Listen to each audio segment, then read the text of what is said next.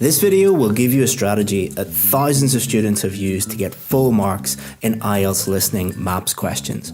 Not only that, I'm going to give you 2 free practice tests.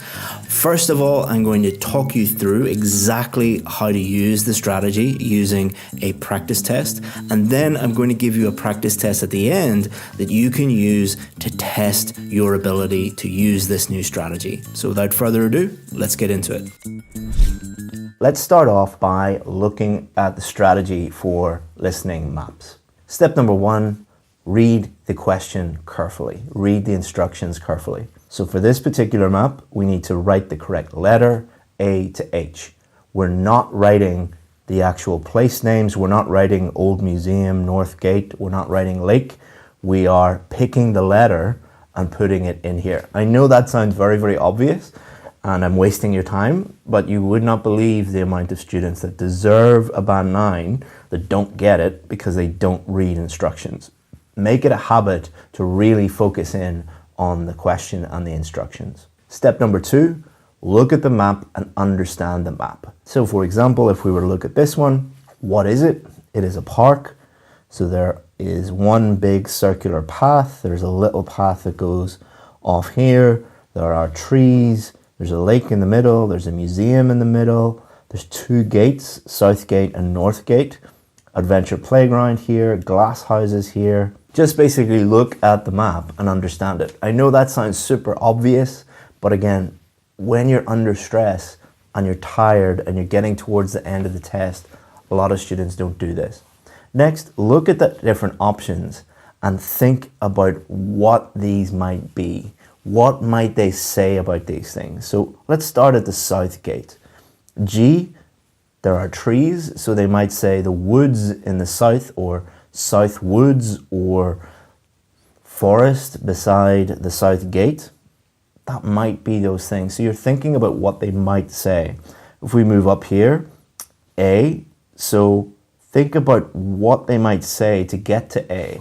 So if we start at the South Gate, it will say, if we turn left to go past the lake, and there is a path, or there is a trail, or there is a footpath on your left, that's going to show you where you're going to go to get to A. D, it could be the museum, it could be the old museum, but it might be new museum, or new building, or toilets, or cafe beside the museum. B and C are going to be next to the adventure playground. B is going to be as you go through the North Gate, so they might start at the North Gate. C is going to be next to the adventure playground. F will be beside the glass house. It might be the glass house, or it might be something next to the glass house. And then H might be something next to the glass houses, or it could be the wood or the forest or something like that. So you're thinking about what it could be, but you're also thinking about, if I walk through this map, what directions or what things will I hear that will get me to each of these? And this might sound like it will take a lot of time and you won't have time to do it, but the more you do it, the quicker it will become until it becomes natural. So imagine you're standing at the North Gate. What direction would you go if you were going to go to A?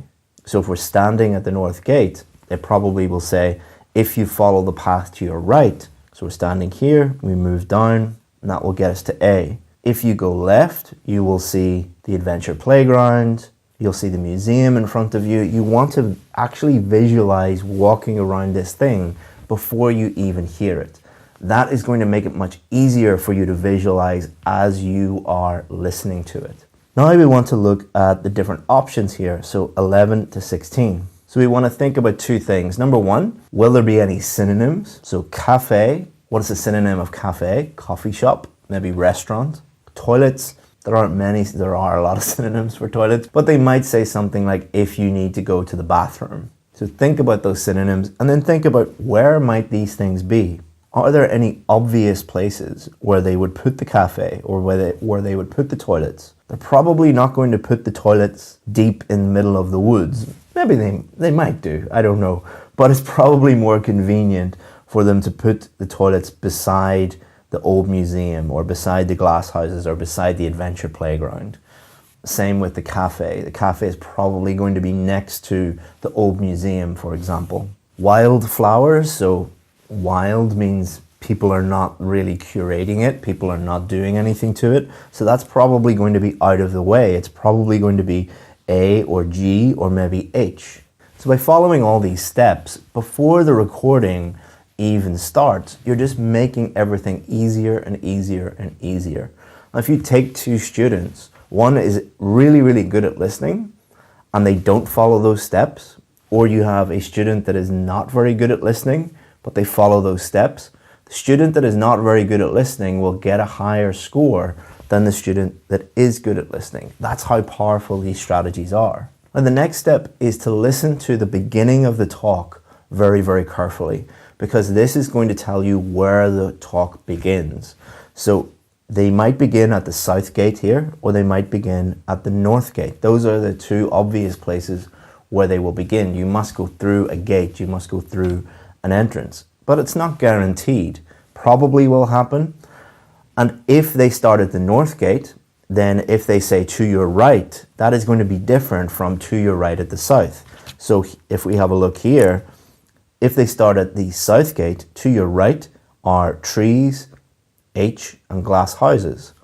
But if we start at the north gate, to your right, we're going down here towards A. So you need to really listen carefully to the beginning so that you understand where you're going. So now the recording is starting. You want to try to visualize actually walking through these places. You can close your eyes if you want. Probably not a great idea because you have to take notes, but try to actually walk down the paths. Try to actually imagine that you're walking past the glass house, past the lake. What is to the right of the lake? What is to the left of the lake? As we go past the adventure playground, what is here? If they're talking about a bend in the road, what are they talking about here? This is really going to help you. And as you are listening, you can make notes if it's a paper-based test and think about what the correct answers might be. The next step is to be very careful with traps or distractors or tricks they might play on you. For example, they might say, let's start off at the south gate, and to your left used to be the cafe, but we moved it next to the old museum. So if you put G for cafe, you would be wrong. So they said, we used to have it there, but we moved it over here. They will often talk about things closing down, they moved things, they might be building something in the future. So they might say the opposite. They might say, well, we're going to build a cafe, a new cafe to the left of the south gate here, but that's going to take a few years. If you want something to eat, you should go next to the old museum. The right answer is going to be D. So they're not really trying to trick you, they're just setting you little challenges to help determine who's really band 9, who's band 8, who's band 7, who's band 6. The next thing to be aware of is signposting language. So signposting language is things like, let's start off at the south gate. They're little flags, little indications about where they are. So let's start off at the south gate, and if we go to the left here, you will see the beautiful lake. Now let's go back. So they're going back here, and let's go past the glass house. Let's finish off at the north gate. Think about this signposting language. Literally think of it as signposts on the street. They're giving you directions. This is going to help you understand where you are, navigate the map. And then finally, choose the correct answers. And if it's paper-based, transfer them over. If it is computer-based, just choose the correct answer. If it's computer-based, it will normally be just a drop-down menu with like A, B, C, D, E, F on it. Now again, I know I'm repeating myself. Do not watch this video and think, I've mastered IELTS listening, maps questions. Get some practice tests, get real practice tests.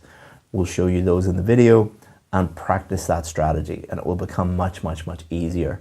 A lot of the students that I work with, they say, I hate maps, I'm not good at maps. Well, how many times have you actually practiced the strategy?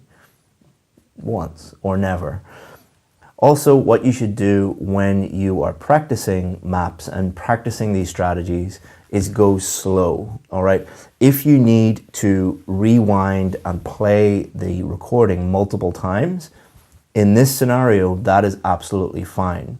Because what you're doing here is you're trying to learn the strategy. You're not trying to perfect the correct answers. You're not trying to judge your ability. Start off very, very slow. The goal is for you to master the strategy and become comfortable with maps, and then get a little bit faster until you are at exam speed. Again, using the driving analogy, you don't go and drive 100 miles an hour in lesson 1 of your driving test.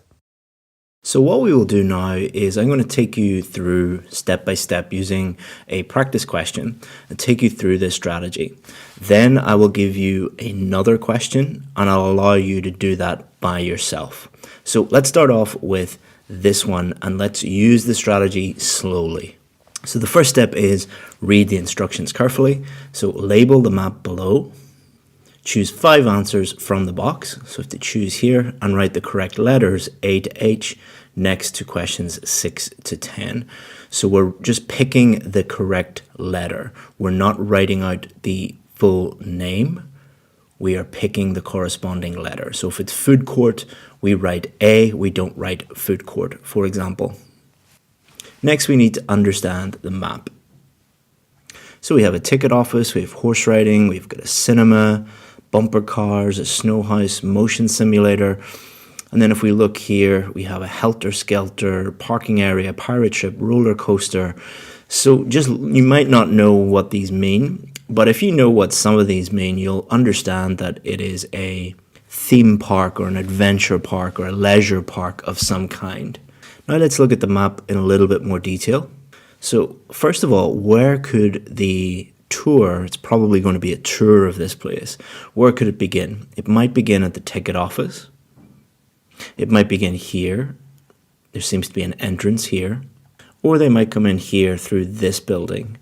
So just being aware of where the tour, where the talk might start is very, very important. Next, let's try and predict the directions and predict what might come up. So I think probably the most likely place that we're going to start will be the ticket office. So we'll probably start here and we'll work our way around here, and then they'll say something like turn left. And if we turn left here, we'll be going around this area. Let's have a look at the options now and see if there's any way that we can predict what is going to happen. So food court, nothing really standing out there. Haunted house, nothing there. Helter-skelter, paddle boats. There's nothing really showing anything about water or a lake or boats or anything like that. Parking area. This could be the parking area because parking normally happens outside of the main part of a theme park. So number 10 could be the parking area. Pirate ship, roller coaster, shopping area. So there's nothing really here to indicate what is going to happen. Sometimes you'll get a map where it will be very, very obvious. Sometimes you won't. Don't panic if that happens. The only really possibility is maybe car park, parking area, 10. And they might say car park or bus park instead of parking area. Now let's have a prediction of the directions that they might come up with. So if we're going down this way, they'll say horse riding is to the left. If you keep going past the horse riding or beyond the horse riding, is probably going to be number 6. If we turn right, opposite the 3D cinema or on the other side of the road or the other side of the path or something like that, they might talk about this number 8 being in the middle or being in the center. And then number 9, it might be in between the motion simulator and the snow house, or next to the motion simulator, or next to the snow house, or to the left of the snow house.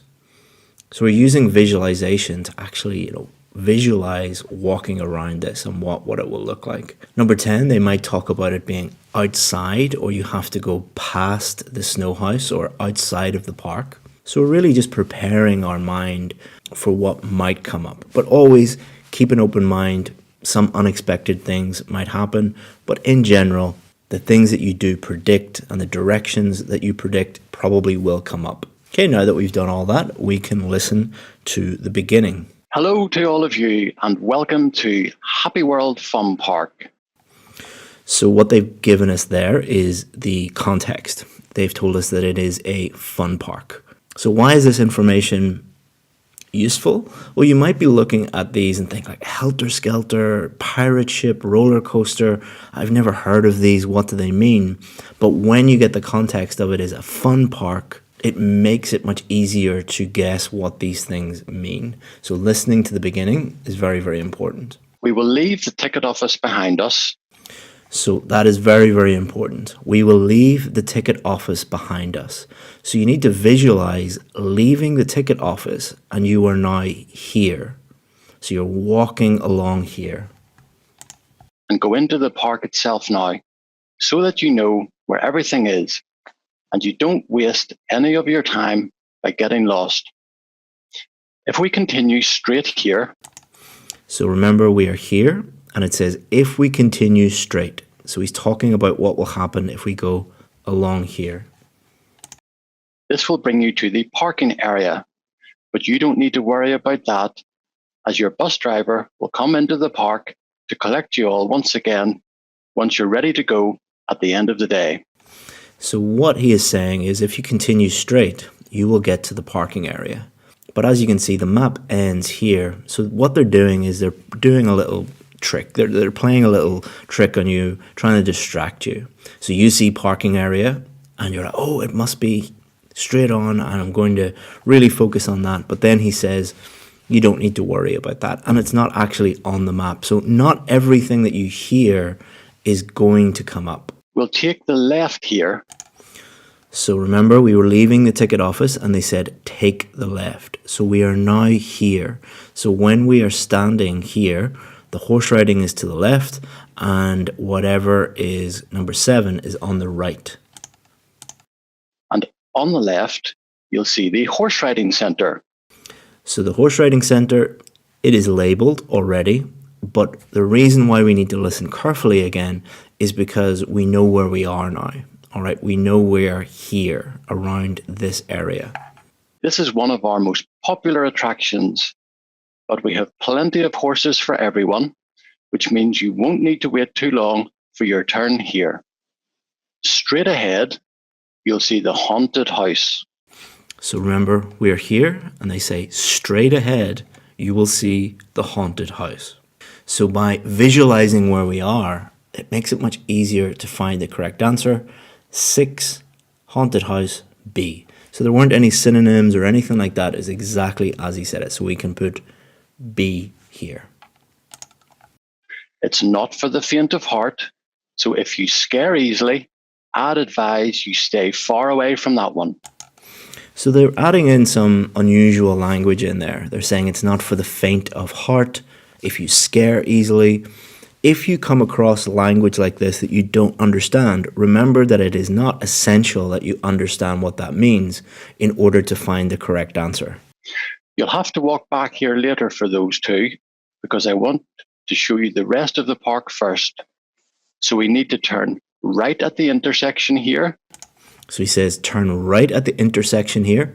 So an intersection is otherwise known as a crossroads. Okay, so it looks like a cross. So you were here, they kept talking about to the left is the horse riding, straight ahead, the haunted house, and now they're saying turn right.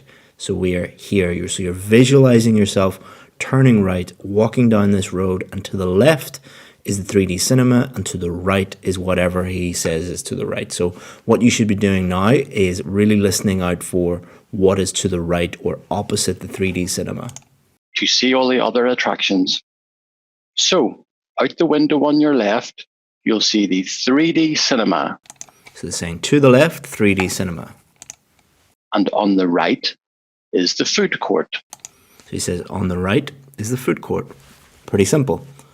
But that wouldn't be simple if you were completely lost. And that is why it is so important to use this visualization technique. So 7, food court, A. 7A. Mr. Smith will decide what time you're all going to have lunch there, but you will all need to go together. So make sure that you know what time you need to go there before you all split up. Next on the left here is the motion simulator. Okay, so next on the left, so we passed the 3D cinema, we've passed the food court, and on the left is the motion simulator. So we're right here. And on the right are the paddle boats. And on the right, paddle boats. 8, paddle boats, D. So 8 is D. The paddle boats are pretty much the centre of the park. So now they're talking about the paddle boats are at the center of the park. So they've actually helped you there. So they're not always trying to trick you. They've told you twice where the paddle boats are, to the right of the motion simulator and in the center of the park. So they're a really good place to meet up with your group again if you lose anyone. As we round the paddle boats, you'll see this shopping area. So he says, as we round the paddle boats, so we're going round here, you will see the shopping area. So 9, shopping area, H. Next to the motion simulator.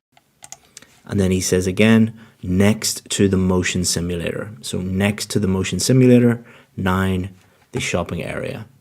This is where the helter-skelter from our sign outside the front used to be located. So there's a little distraction. They said, this is where the helter-skelter used to be located. Used to be, in the past. But we had to take it down last year. So he said, we took down the helter-skelter last year. So you might not know what a helter-skelter is. All you need to know is that it used to be here. They took it down. It's not there anymore. It's the shopping area now. There are plans to build another one, but we're not sure how long it'll be before we can do that.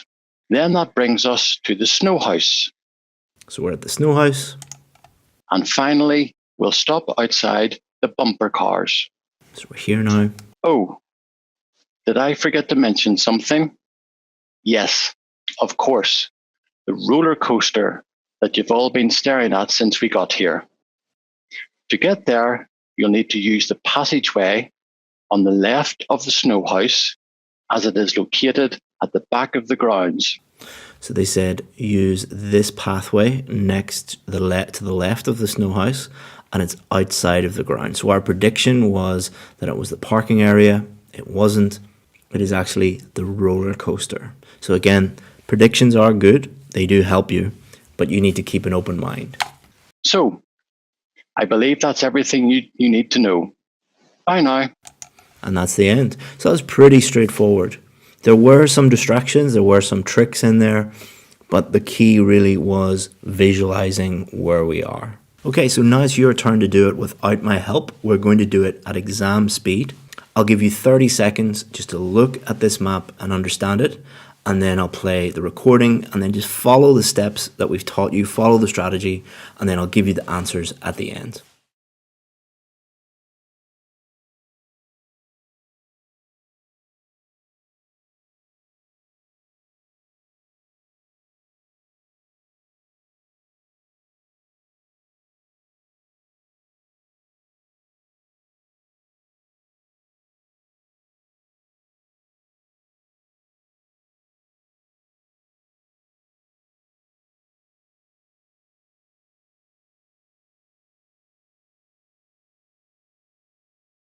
So now that you know exactly what you can do, let me give you this map and explain some of its features to you.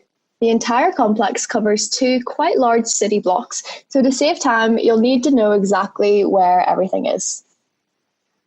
Great, thanks. I do enjoy a bit of exercise, but it's quite hot today. Exactly. To begin, we're currently in the parking lot facing west.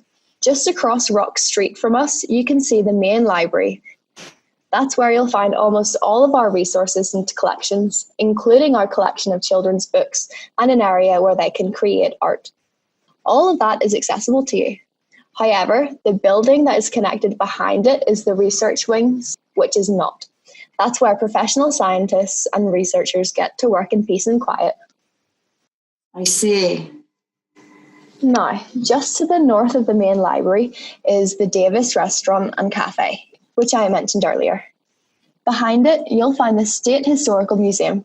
I think both you and your children will find the exhibits. They're quite interesting. Definitely, thanks. Aside from that, just to the north of us and also along Rock Street, you can see the Roberts Library of State History and Art. The collections inside it are quite valuable, but I'm not sure your children will appreciate as much as you might. Feel free to take a look. If we have time, we certainly will. Now, just behind us, in the triangular building along River Market Avenue, you'll find the bookstore at Library Square. Inside, you can shop for souvenirs and many interesting children's books as well as literature about our state's history. And just to the north of the bookstore, on the corner of the same street and President Clinton Avenue, is the Ron Robinson Theatre. That's where your children can watch a play about the history of our state. You said the second performance is at 2 p.m.? That's right. Make sure to get there a bit early so you can all get seated together. Okay, so let's see if you got them all correct or not. So let's play and I'll take you through the correct answers. So now that you know exactly what you can do, let me give you this map and explain some of its features to you. The entire complex covers 2 quite large city blocks, so to save time, you'll need to know exactly where everything is. Great, thanks. I do enjoy a bit of exercise, but it's quite hot today. Exactly. To begin, we're currently in the parking lot. So what she said, to begin, we're currently in the parking lot. So there's only one parking lot. We can see that none of the other options are parking lots or car parking. So we are here. Facing west. Just across Rock Street from us. So it says to the west across Rock Street. So we are here. She's talking to the west. So we see W, west, west across Rock Street. You can see the main library. The main library. Okay, so we're here to the west across Rock Street, the main library. So 6 is F. That's where you'll find almost all of our resources and collections, including our collection of children's books and an area where they can create art. All of that is accessible to you. However, the building that is connected behind it. So the building that is connected behind it. So you can see that there's a main building here and then a building that is connected behind it. Is the research wing, which is not. And that is the research wing. So 7E. That's where professional scientists and researchers get to work in peace and quiet. I see. Now, just to the north of the main library. So just to the north of the main library. So main library, just to the north. Is the Davis Restaurant and Cafe, which I mentioned earlier. And that is the Davis Restaurant and Cafe. So 8 is B. Behind it, you'll find the State Historical Museum. And then they talk about behind it, so behind B, the State Historical Museum. That is not an option, so we don't worry about that one. I think both you and your children will find the exhibits there quite interesting. Definitely, thanks. Aside from that, just to the north of us. So she said, just to the north of us. So remember, we are in the parking lot. So just to the north of us. And also along Rock Street, you can see the Roberts Library of State History and Art. So just to the north of us and along Rock Street. So we're here. So they're talking about the Roberts Library. So not the bookstore at Library Square. They're talking about an actual library, not a bookstore at the library. So C is not one of the options. The collections inside it are quite valuable, but I'm not sure your children will appreciate as much as you might. Feel free to take a look. If we have time, we certainly will. Now, just behind us, in the triangular building along River Market Avenue. So remember, we are here, just behind us, in the triangular building. You'll find the bookstore at Library Square. Bookstore at Library Square, so 9G. Inside, you can shop for souvenirs and many interesting children's books as well as literature about our state's history. And just to the north of the bookstore. And then just to the north of the bookstore. On the corner of the same street and President Clinton Avenue is the Ron Robinson Theatre. They said the corner of the same street and President Clinton Avenue. So this is the corner of the same street that G is on and President Clinton Avenue. On that corner is the Ron Robinson Theatre. So 10 is D. That's where your children can watch a play about the history of our state. So I hope that you got them all correct. If you didn't, don't worry, don't panic. No strategy can guarantee that you will get full marks every single time. If you are still getting a few wrong, it just means that you need to work on that strategy a little bit more. So I hope you enjoyed that video. Now you need some practice tests. And the good news is I've put together another video for you that shows you where you can find real, reliable practice tests for free. Click on this video and it will show you exactly where to find these for free on the internet. Enjoy.